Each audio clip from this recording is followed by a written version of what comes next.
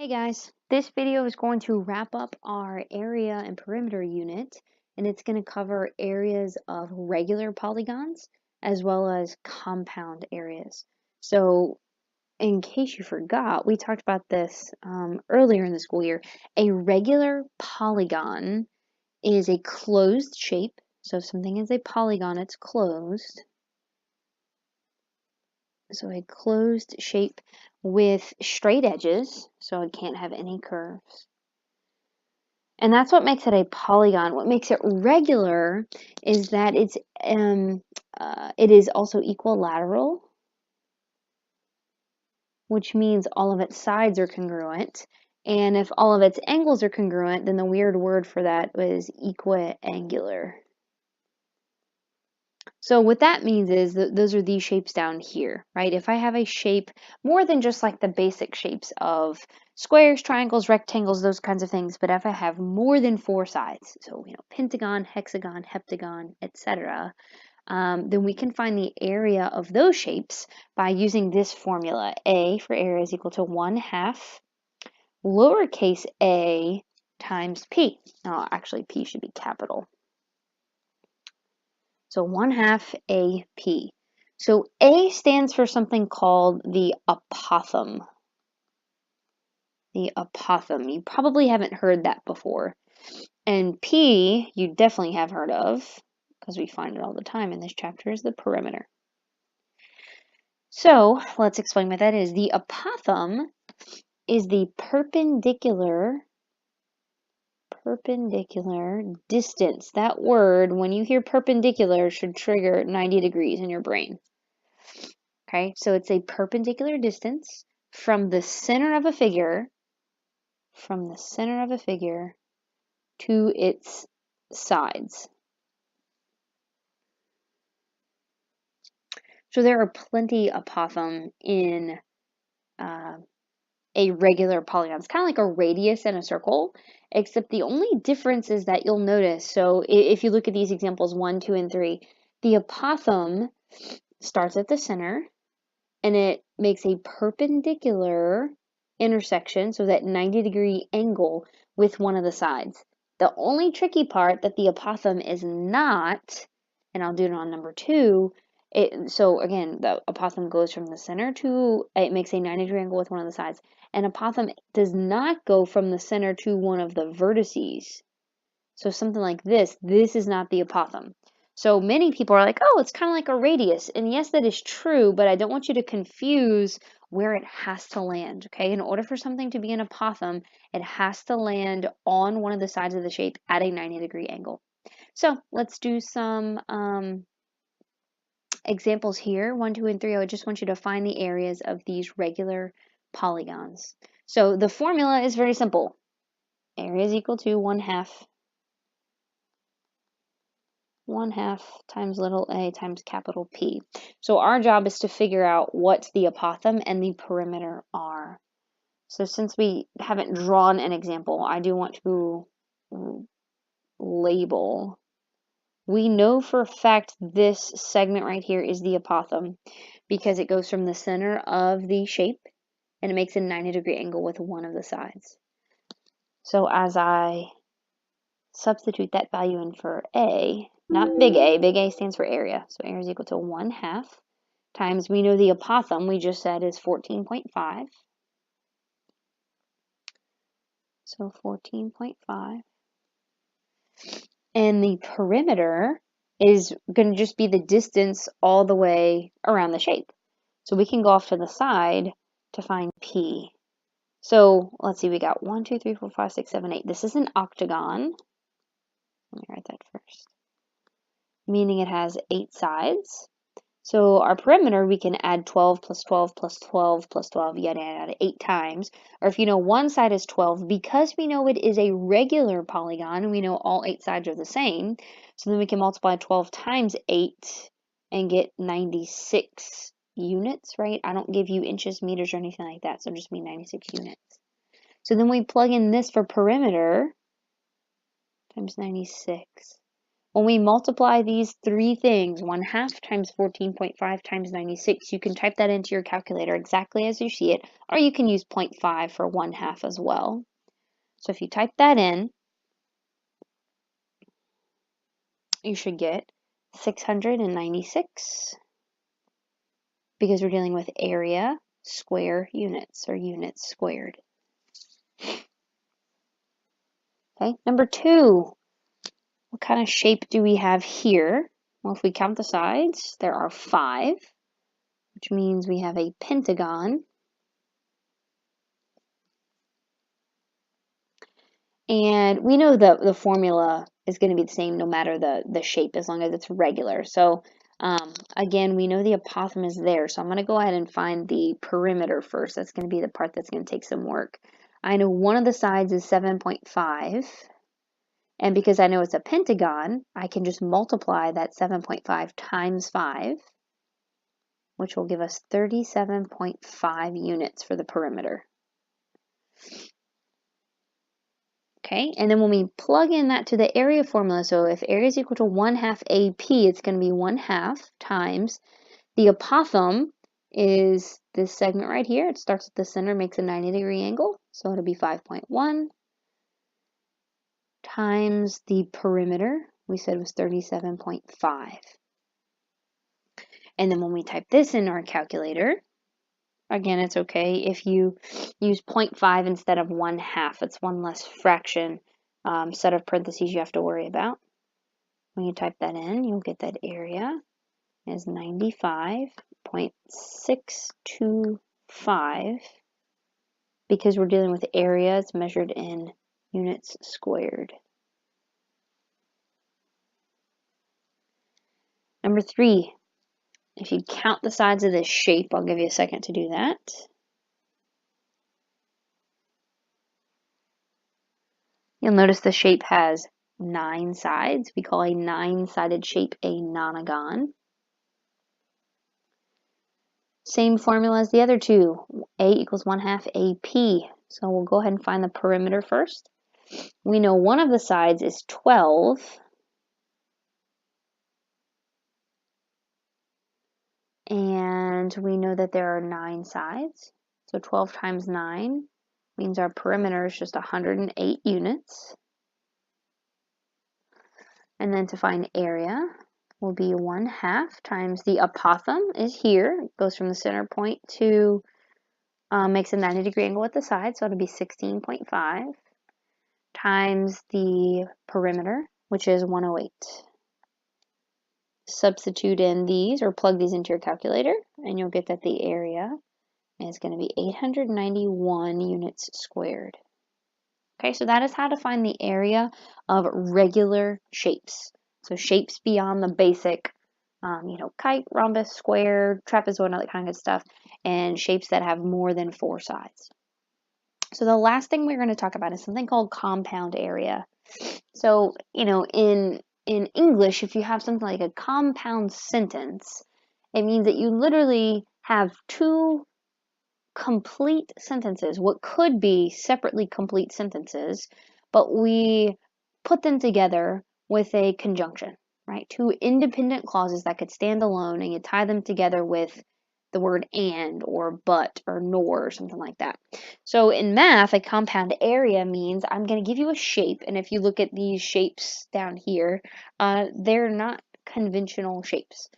So like if you look at number 4, it has 1, 2, 3, 4, 5 sides, so it is a pentagon, but the problem is it's not a regular pentagon. So if we want to find the area of that shape, we don't just have one formula that we can quickly plug some information into and get our answer. We're going to have to do a little bit of work. So let's fill in these blanks here. Not all shapes have a formula to calculate its area. When that happens, we can use an additive or subtractive method of solving for area using areas of common shapes that we know.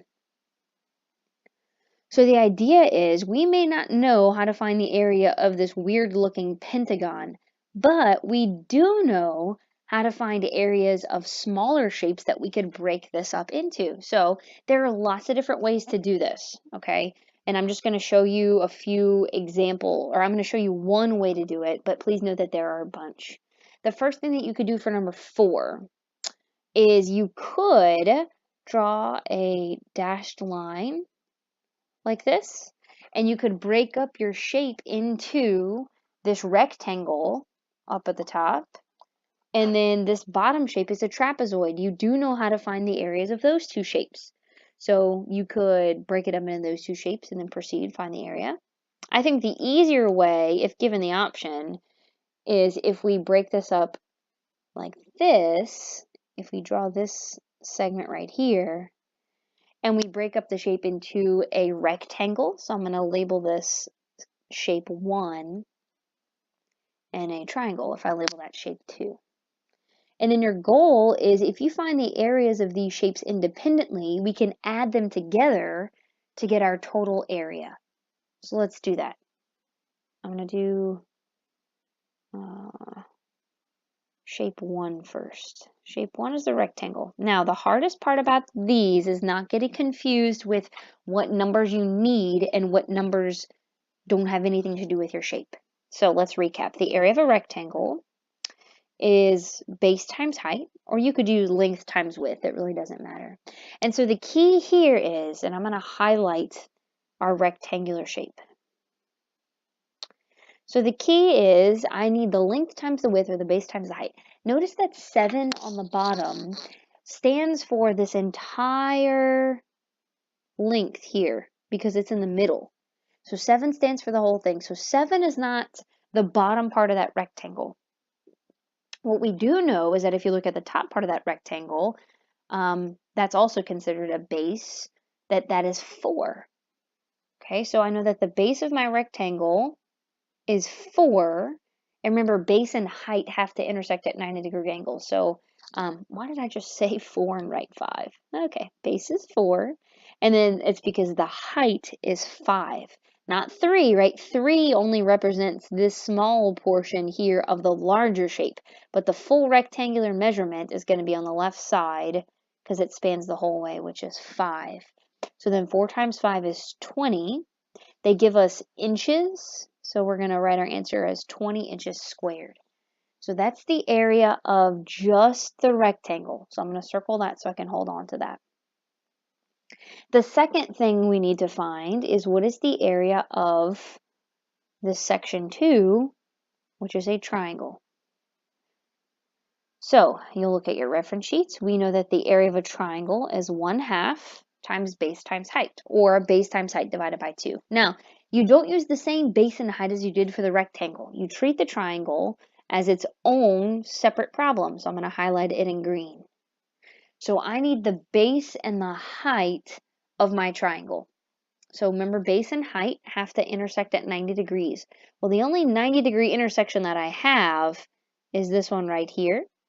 So that means I need this length of the bottom of the triangle as well as this vertical part to the left. So the problem is, again, 7 is the entire distance, okay? But if you notice that the whole bottom distance of the big shape is 7, and that this part up here is 4, that means we can subtract 7 minus 4, and we can get that this part of the triangle must be 3, because 4 plus 3 will equal the total, which is 7. So we know that that part's 3. And they use the same type of logic with the left side of the triangle. If the entire left side of the big shape is 5, but you know that this little part right here is 3, then 5 minus 3 is 2. So we know the height of that triangle must be 2. So then I can substitute that into the equation. So it'll be 1/2 times 3 times 2, which is going to be 3 inches squared. So the triangle has an area of 3 square inches. Well, you found the rectangle and the triangle areas separately. So from there, all we need to do is add our two areas to get the area of the big shape. So then we'll say that the total area, if we add 20 plus 3, will be 23 square inches. Okay, that's one option. You also could have divided it into that rectangle and trapezoid and found the area that way. So same thing for number 5. You could break this up a couple of different ways. One option is to draw this segment right here and break this up into a rectangle, and this part over here is a trapezoid. Or you could break it up the other way if you connect this part like this. You get a very, very, very long and skinny rectangle and then a bigger trapezoid on top. So I'm going to do this. Again, you don't have to do it this way. This is just an option. So I'm going to label this part 1 and the shape down here part 2. And the idea is we want to find these areas separately and then add them together. So if I find part 1, first of all, that shape is a trapezoid. So then if we look at our reference sheet, it says that the area of a trapezoid is 1/2, open parentheses, b sub 1 plus b sub 2, close parentheses, h. So b1 and b2 stand for the bases of the shape, and then h stands for the height. So the bases of your trapezoid, let me highlight the trapezoid first. So this blue trapezoid is what we're trying to find the area of first. So the bases are going to be the parallel parts. So I know I'm going to have 1/2, open parentheses. So let's say, okay, I know the top one, I know that that is 26 because it just says it in plain view, that length is 26.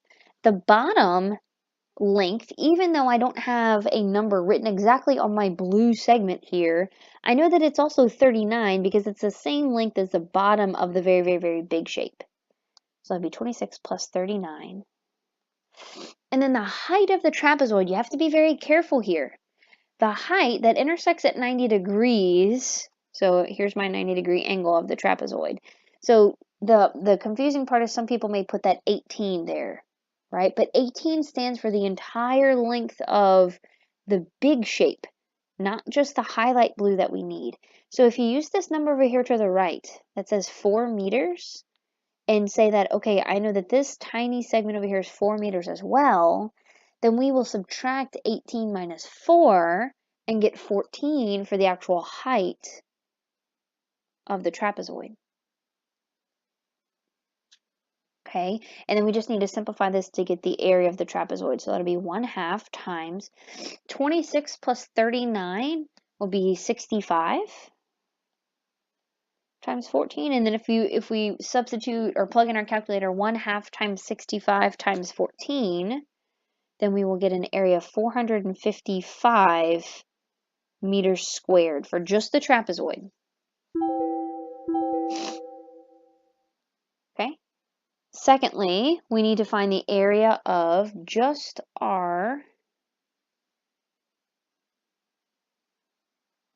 bottom segment here, which is a rectangle. So in order to find the area of that rectangle, I'm going to call this section 2. Rectangle's easy. It's just going to be base times height or length times width, however you want to think about it. So when I substitute those numbers in, the base of that rectangle will just be 39. Its height is going to be the very, very, very skinny 4. And then 39 times 4 is going to be 156, I believe. Yeah, 156 meters squared. So you found the area of the trapezoid and the area of the rectangle separately. To find your final answer, we're just going to add them. So then we will get that our total area is going to be 611 meters squared. Okay, pretty simple, right? Find the area of one, find the area of the other, and just add them. You're going to notice that our last two questions look a little bit different. They have some gray in them because they have some shaded parts. So if I want you to find the area of the shape, That means I want to know the area for number 6 and 7 of just the shaded part. Okay, I only want to know what is the shaded area. So you have some options. You could, if you wanted to, for number 6, use the same tactic that we just did. Break up the shape into like shapes that we know. So we could cut off these parts here and, say, okay, that's area 1, this is area 2, this is rectangle 3, and this is the area of rectangle 4. Find all those areas and then add them up. That would be a lot of work. So the other option is I could find the area of the big shape, and then I could subtract out the white shape in the middle, and it would leave me with the shaded region. So we're going to do the same thing with finding 2 different areas, but instead of adding them at the end, we're going to subtract them. So the first thing we want to do is find the area of the big shape, which is the square. Okay, square is the same formula as the area of a rectangle, which is just going to be base times height, which is going to be 5 times 5, which is 25 centimeters squared. So there's the area of the square. Secondly, you want to find the area of the rectangle that's on the inside. Now, you don't have to label your shapes every time with a name, by the way, but I will say on a test it would give me much clarity as to what formula or what shape you're talking about. If you don't, labeling it I do recommend. Labeling it with like the 1s and the 2s on the insides. You don't have to write the name of it each time, although the more information the better for your sake. The area of a rectangle is base times height. You do have to show your work. So even though I know many of you could do this in your head, I do want to see what formula you're using and what you're plugging in. So 4 times 1 I know is just 4 centimeters squared. So if I want to find the area of just the shaded region, then we're going to subtract. So the way we can say this, we're going to put shaded area is going to equal, when we subtract 25 minus 4, then the shaded area is going to be 21 centimeters squared.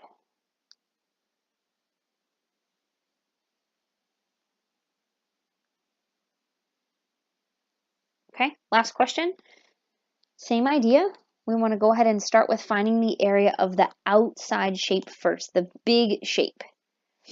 So if I do that, my big shape, very similar to the last question, is a square. The area of a square is base times height or length times width, which is 10 times 10, which is 100 inches squared. And then the area 2 is 4 circles that are in the middle. So what you want to do is let's just find the area of one circle. All the circles have the same length because they all have a radius of 2. So let's just find the area of one circle. So you could put this for like area of a circle, just put A with a little circle on the bottom. We know the area of a circle is 1/2. Nope, just kidding. It's pi r squared. So then this is going to equal pi times 2 squared, which is going to be 2 squared is 4 pi. Now, if I don't specify to leave your answer in terms of pi, that does mean that I want you to plug this in the calculator and get the decimal approximation. So remember, you need to use your pi button. So you're going to do 4, and then second with the little caret. So it'll be 4 pi. And let's round to the nearest hundredth. So 2 places after the decimal. Pi, or 4 pi, should be the same thing as 12, or about 12.57 inches squared. Now, that is the area of one circle. Okay, so you don't want to go ahead and subtract this just yet because that's only taking out one circle. So you're either going to subtract this 4 times from 100. So 100 minus 12.57 minus 12.57 minus 12.57 minus 12.57. Or you could, okay, say what is the area of the 4 circles, which would be 12.57 times 4, which would be approximately 50.27.